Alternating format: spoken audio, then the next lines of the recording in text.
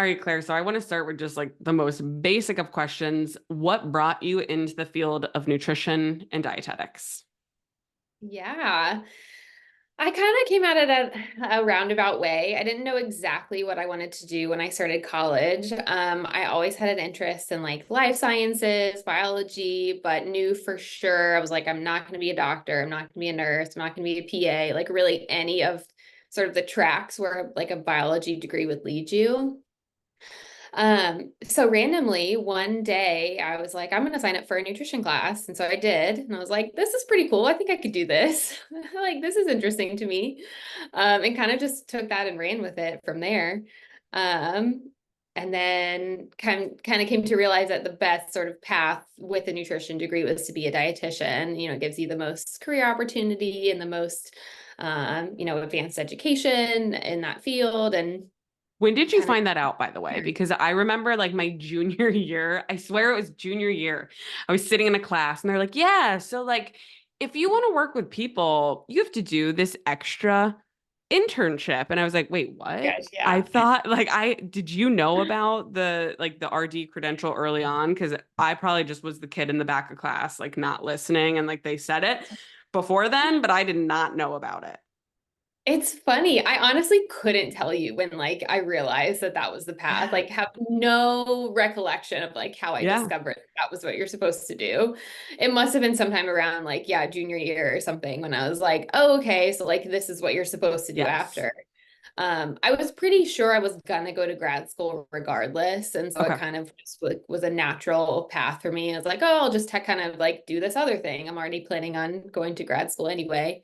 Um and so it kind of just made sense for what I had already planned to do anyway. But I did end up having to, I was like a super senior, my undergrad. I took Okay. 5 years to graduate because of all having to get all of the credentials to be Yeah. a dietitian, like to all the course credits and stuff, just the way it worked out. So had an extra victory lap, but it all worked out in the end. Got I it was going to say done. that sounds probably pretty fun looking back at college years. I would have loved right now where I'm at. I'm like, I would love to go back to college or have that extra Right? time.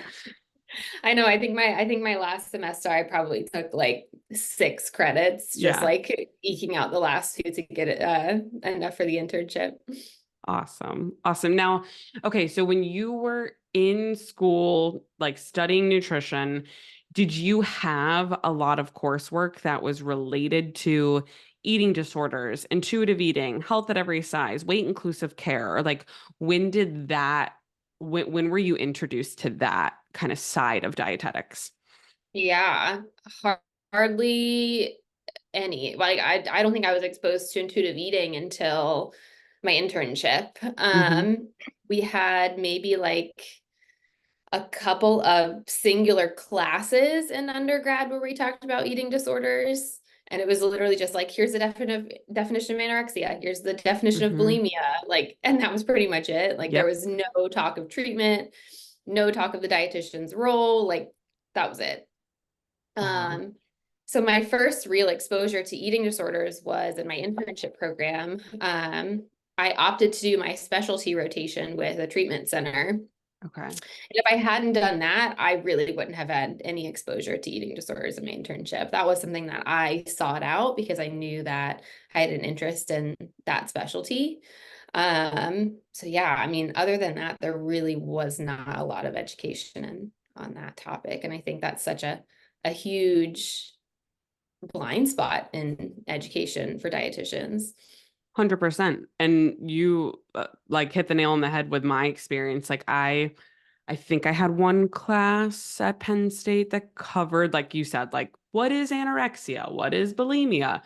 Um, those kind of like very like Webster dictionary type things. And then when it came to the internship, I had no treatment centers. To be honest with you, I don't even know if I knew what a treatment center was, even going through the internship. Like if I really looked back, like I knew people struggled with eating disorders, but like that's how little exposure we had. So like you said, you had to seek it out.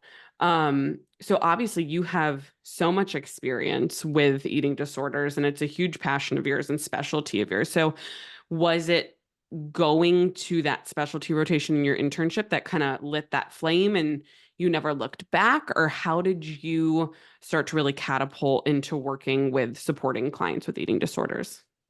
Yeah, that was pretty much how it happened. I um really got a lot out of that rotation with the treatment center.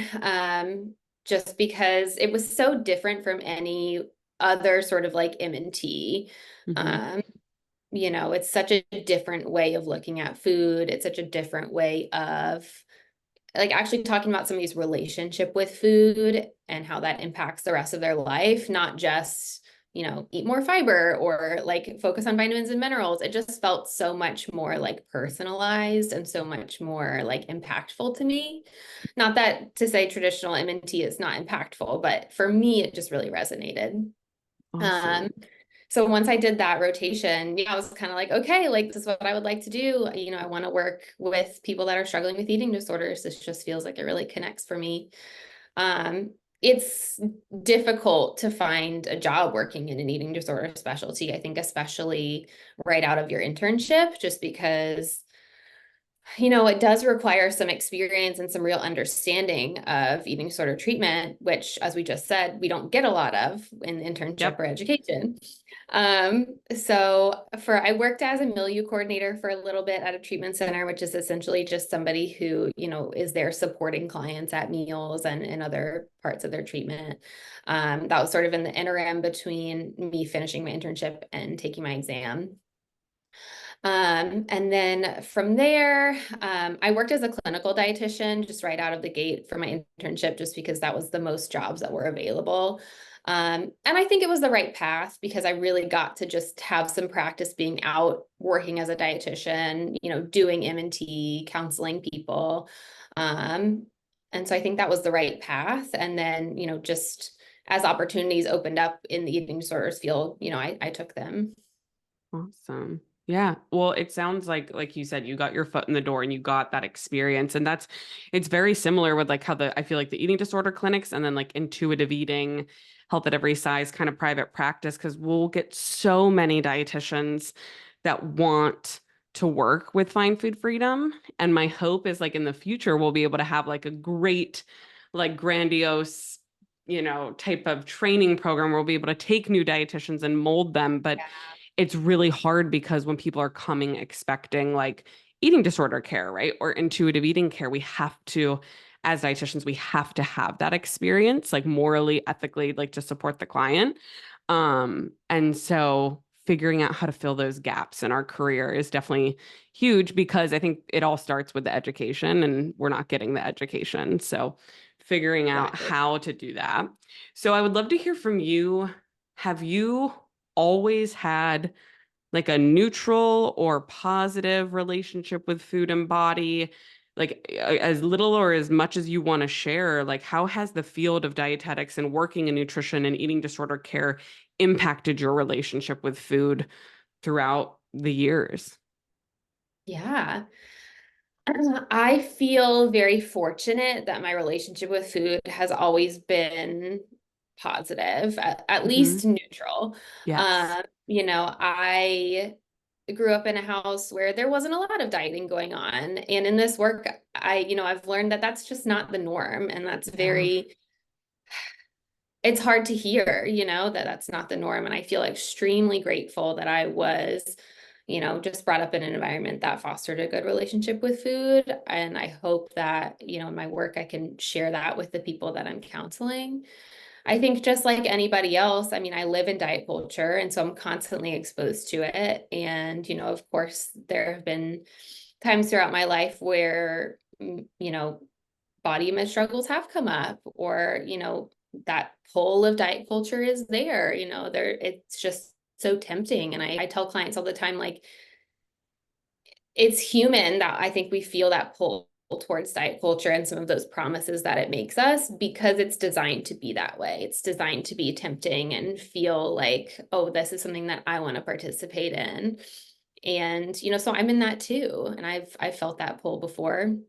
But being in this work, I mean, it's always a constant reminder for me too, like when I'm counseling clients, and like it's always good to like hear that for myself. And like, I think it's helped me have a good relationship with food and carry that throughout my life, like being in this specialty.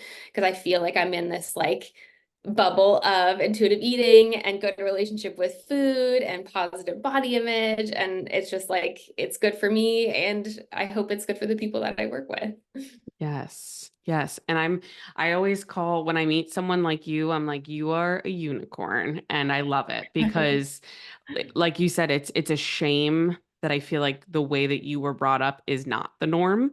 And you like already answered my next question as soon as you said, like, I've always had a pretty neutral relationship with food. My next question was gonna be, what was your home life like? What were your parents' relationship with food like? Like, what was that exposure like? And I think that is such a important part of how we grow up to look at food, and kind of taking it into that next step of, I know that you are a mother, and I have a baby literally taking my breath away as we speak, 36 weeks pregnant today with number two.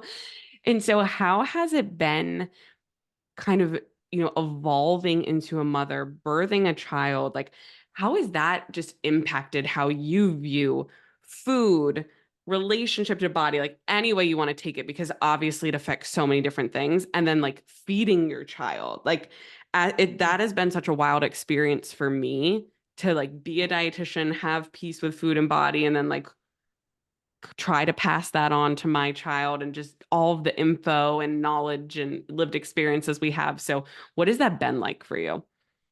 Yeah. I mean, it's such a, this maybe sounds dramatic, but maybe not. It's like such a transformation, I think, in so many Hmm. ways. I mean, not only like your physical body, like transforming from like through pregnancy and then postpartum, but I think it really sort of forces you to take a good hard look at like what is my relationship like with food and with my body, because you're gonna notice when you start feeding somebody else. You know, if you Yes. have any sort of hangups or beliefs about food, like that will come up when you start providing food for another human being. um and so yeah, I mean, I feel again like very fortunate to have like a good firm foundation in my relationship with food. um, and I just feel like now more than ever wanting to like share that with her. And like it's, I think about, I love her so much. I like grew her from scratch, and I can't imagine her ever wanting her to ever feel negative about her body. It's like I made that body, right? Hmm. Like it's so special and important and perfect to me, like, and I want her to always feel that way. And Hmm. so, I just feel like now more than ever wanting to foster that good relationship with food for her, and to not bring any, I don't know, nutrition biases that maybe are hiding underneath there. Um, I don't want to pass those on to her. Yes. And I think that's I something hope that we makes sense. absolutely, absolutely. So well said. And I think, I'm sure you can agree with me that a lot of our clients that are parents or expecting, or even just trying to conceive and having that kind of mindset of thinking about their future children or their current children, no parent wants to cause harm, right? Like for the most part, Absolutely. like especially the Absolutely. parents we work with. So it's so normal for parents to come to us and say, like, I've struggled my whole life with my relationship with food. I don't want to pass this on to my child. What Mhm. can I do? And so, to obviously, there's so much nuance to this question and a million different ways we can go. And it truly depends on each person for many factors. But, like, where is somewhere you start with a client when they come to you and they're a new mom or a mom in general? Maybe they have three kids and they say, I'm really struggling with my relationship with food. I don't want to pass this to my children. What do I do? Where do you go there? Oh, that's so hard. I mean, I just first and foremost like want to validate what a challenge that is, to Hmm. navigate your own relationship with food, and then also helping another human being create their own relationship with food. Like that's a huge task, and that's really hard, especially in the midst of diet culture and everything that we're faced with every day. And oh my gosh, like all of the fear mongering there is with feeding your children, and like there's so much like do it this way and this is wrong and just judgment, right? And Yep. so just like facing all of that is so hard. I mean, I always tell people like if you're kind of taking a look at your own relationship with food and you're recognizing maybe there's something here that's not feeling good and I want to change it so I can be better for my kids, like wow, like what a huge, like amazing place to start, right? The fact that you're able to kind of take a look at that and say, this doesn't feel right and I want to change it. I think that's huge, just like being able to recognize that and take that first step of getting help. Mm. Uh, I think the other thing is just like you said, like no parent wants to harm their child. Like no parent Mm-hmm. wants to place all of these judgments and beliefs and like pass those on to their children. Like, of course not. And so just like a lot of compassion with, you're taking this step to be better and to help your kids feel better, I think is so huge. So I like to start there. Lots of compassion, lots of validation that like this is really hard and you're doing something really huge and important. Um, yeah. I love that. I love that. That's always like my first reminder, right, to parents of just the fact that you're even thinking about it. Mm-hmm. Huge, huge. Yeah. Probably 700,000 more steps than maybe the parent that raised you took, if I had to Yes. guess, right? Because we think Yes. about generational trauma and dieting kind of being passed from generation to generation. So to stop that, to stop diet culture in its tracks and be like, I don't want to pass this on, even if you don't know what those steps are, what that journey is going to look like that alone is huge. And having that awareness and asking for support, I think is so profound. Um, if so we've kind of chatted about food a little bit, but I would love to even we could take it to body as well. And obviously pregnancy, I mean, you've experienced it, you've lived it. So we have pregnancy, we have postpartum. Now we're raising children, we're in this body. Like if a parent comes to you and is saying like I'm really struggling with my body image in this new body, I feel like I don't even know myself. And similar kind of narrative, I don't want to pass on body image issues, air quotes, to my children. What are some tips or tricks or places that you like to take clients when they come to you with that? Yeah. I mean, again, so much compassion. It's so Hmm. hard to be in a body that doesn't feel like your own. And like I said, there's so much change that happens in such a short amount of time, like through pregnancy and postpartum. And as I'm sure you know, so much pressure to immediately look like you did not just have a baby. Um, Yes. Diet so culture loves bounce back culture. totally. So, we give ourselves or try to give ourselves, all this sort of like permission and compassion when we're like growing a human and then like all the way through giving birth. And then suddenly, like, what that compassion is over. Like, we don't get any more like permission to just be in our body, like, Which because is now there's something wild inside of when you us. think Like, about it. yes, it's crazy. And so, I hate diet culture for that. I think it's Yes. so predatory on women. But anyway, I mean, I like to start with the basics. So, always talking about body respect and seeing if we can come to a place of body neutrality. Um, and with that, like, what are some of our most basic things that we can do to help us feel a bit more comfortable in our body? Even if it's not going to fix it, even if it's not going to make it all go away, like, are there things that we're actively doing that are contributing to us feeling worse that we can work on stopping or changing? And are there things that we could be doing to help us feel 1% better? So, do you have clothes that are fitting your here and now body comfortably? Or are we still trying to fit into pre-pregnancy clothes that aren't the right size anymore? Is there a lot of body checking going on? Or are you stepping on the scale every day? Like, are there things that are exacerbating it that we can kind of work on, kind of changing those habits? So, some like really basic things, some actionable steps that can help, what I like to say, help us feel 1% better. Oh, I love that. I've never heard that, but I feel like I need to steal that and give you credit at the 1% better because I think so often, like you said, they can be the most minute of things, but those are things that we get hundreds of DMs of people being like, I did this one thing and it had a profound impact on how I felt in my body or how I felt about my body. And I love that you brought it to like straight to neutrality, because I think I answered this question yesterday on Instagram. Someone said, how do I love my body? And I think like social media is so wonderful for so many reasons. There's so many resources, and it can be really harmful.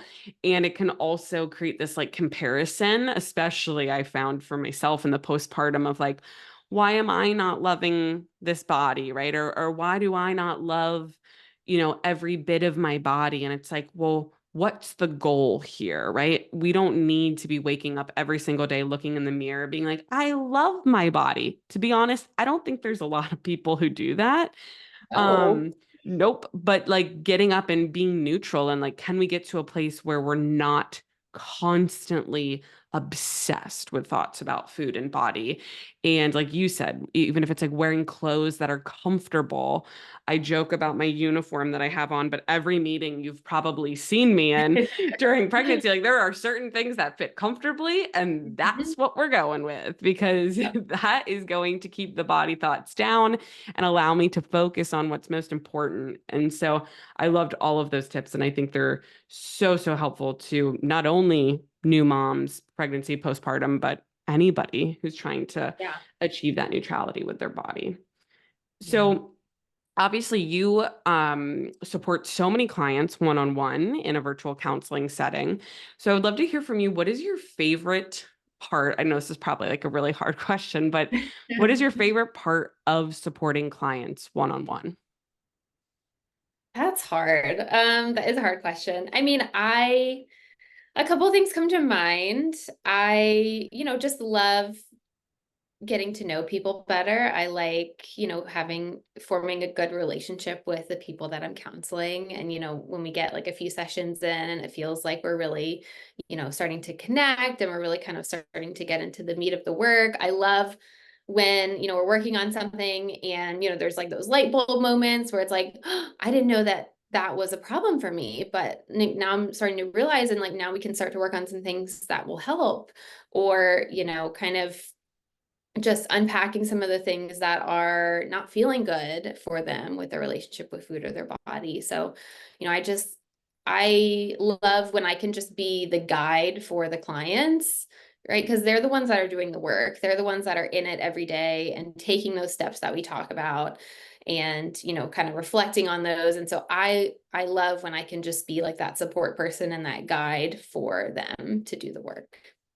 So beautifully said. You like hit the nail on the head. I feel like in nutrition school we were taught to be the expert and like point our finger at people and be like, here's what you need to do. But working out of the intuitive eating disorder kind of paradigm, it's that being that guide, that support system, walking alongside them, holding space for them. Like it's such a beautiful process to be a part of. So as the last ending question, I would say mantra, but I don't know. You can take this any way you want. Is there a mantra that you want to leave people with if they don't remember anything else from this episode, because we talked about a lot of things, what do you want people to hear? Or maybe it's like a theme of the week that's coming up for you in session with clients, just something that you want to leave people with related to food, body image, anything. Yeah. A phrase that I talk to clients about a lot in the context of intuitive eating is most of the time, because diet culture loves to be black and white. It's all or nothing, right? You do it this way or that way, you're right or you're wrong. So I love introducing this concept of most of the time. So most of the time, I listen to my hunger and fullness cues. Most of the time, I move my body in a way that feels good. Most of the time, right? Whatever that is. So it creates so much more space and so much more compassion when things don't go as planned, when we're not able to eat just how we want to, or we're not able to honor hunger and fullness just the way that we would like to, because there's so much nuance in this work and there's no right or wrong way of doing it. And so I like this phrase most of the time because it just gives us so much more space to just be human. I love that. We need to get some most of the time merch dropping in 2024. That is such a great tagline to add on to so many things. Thank you so much, Claire. You're welcome. Thank you.